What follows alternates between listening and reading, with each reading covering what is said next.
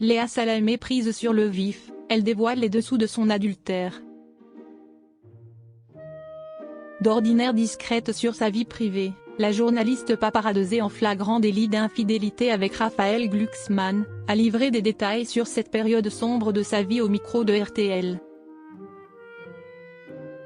Habituellement réservée sur sa vie personnelle, Léa Salamé a été prise en flagrant délit d'adultère par des paparazzis.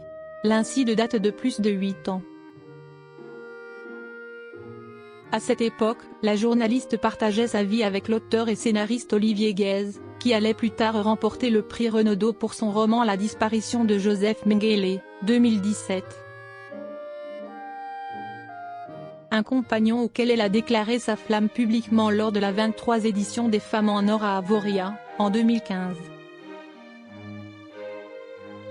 C'est la personne qui me supporte tous les jours et qui ne comprend pas pourquoi je me réveille à 5 heures du matin, pourquoi je travaille autant, pourquoi je croule sous le travail, qui ne comprend pas pourquoi on ne va pas plus souvent se promener, voir les églises en Italie ou se balader à Buenos Aires. Cette belle histoire d'amour tourne court lorsqu'un paparazzi la surprend en train d'embrasser l'essayiste et homme politique Raphaël Glucksmann. Un cliché qui a foutu sa vie en l'air, a-t-elle confié à Éric Dussart sur RTL le 9 septembre 2023. J'étais avec Olivier, et j'avais embrassé un autre homme qui était Raphaël Glucksmann, dans une rue. J'ai été paparazzée, mon adultère a été révélé dans la presse.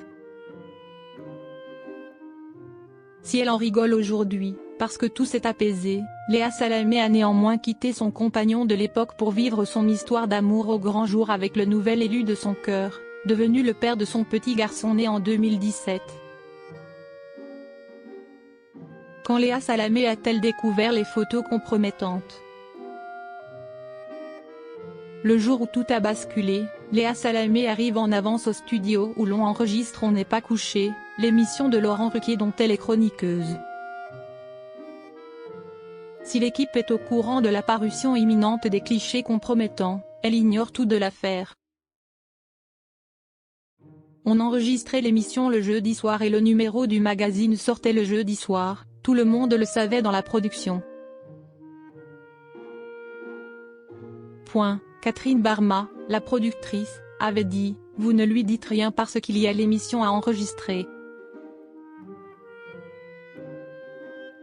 Au bout de quelques heures d'enregistrement, j'ai demandé mon portable et là, je découvre les photos, raconte la journaliste qui se souvient avoir passé l'émission à ricaner bêtement tout en envoyant des textos au nouveau compagnon, à l'ancien, à son avocat.